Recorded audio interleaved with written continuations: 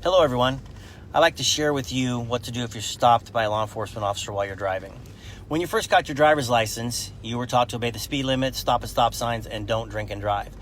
But what you probably weren't taught was what to do if you get pulled over by a law enforcement officer. So in this video, which is only a few minutes long, I'd like to give you a couple suggestions on what to do. First of all, remember that there are many reasons you might get stopped by a law enforcement officer. It could be something as simple as letting you know that one of your brake lights are out or that you're driving crazy. So even though it's nerve-wracking, stay calm and please be patient. You wouldn't think so, but traffic stops are one of the most deadliest situations that law enforcement have to deal with.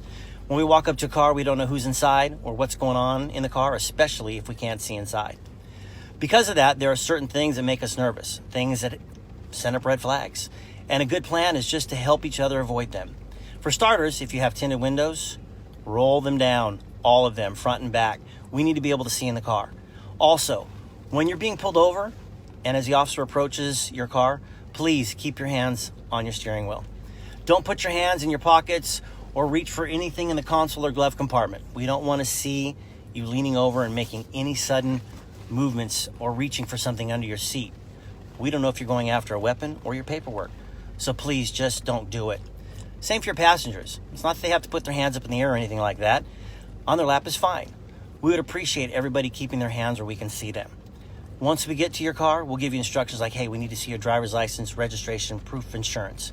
At that point, you can say to the officer, hey, my driver's license is in my back pocket, it's in my front pocket, console, wherever it is it okay for me to get it? Then wait for our instruction. Don't reach for anything until you're instructed to do so. To make this go more smoothly, one of the things I recommend is having your vehicle registration and proof of insurance together in the same envelope. I personally use a case with a Velcro closure. I bought mine at a car wash. You can get them on Amazon for $5. And hey, if you got Prime, you got free shipping.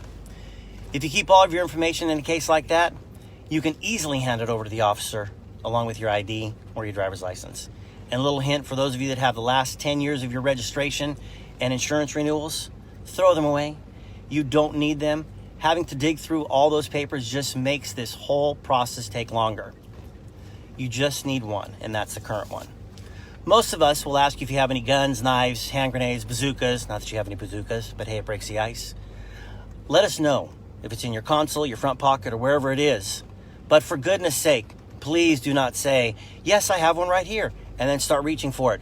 Don't do that. Wait for the officer to instruct you on how to proceed. And for those of you that have a CCW that allows you to carry a firearm, let the officer know right away while your hands are still on the steering wheel. We'll give you instructions on what to do.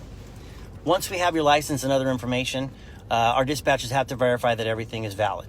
Depending on how busy the dispatcher is with radio traffic and other calls, it may take a few minutes and it might feel like it's taking forever, but we want you to get on your way as soon as possible so please be patient. Hey, we understand that getting stopped is inconvenient, frustrating, or even scary. And you might get a ticket, and you might get a warning, and you're nervous. As I said, we're nervous too. Let's just be respectful to each other so that we can all go on our day when it's over. So the simple rule to remember is just this: no surprises.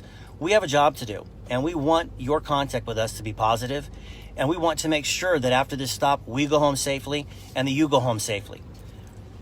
Well, whether you get a ticket or not, remember, a ticket is not worth a life, not yours or ours, and all lives matter.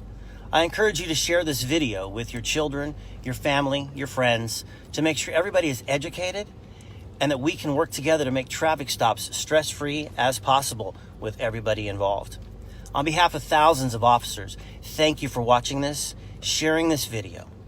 Again, we thank you and have a great day.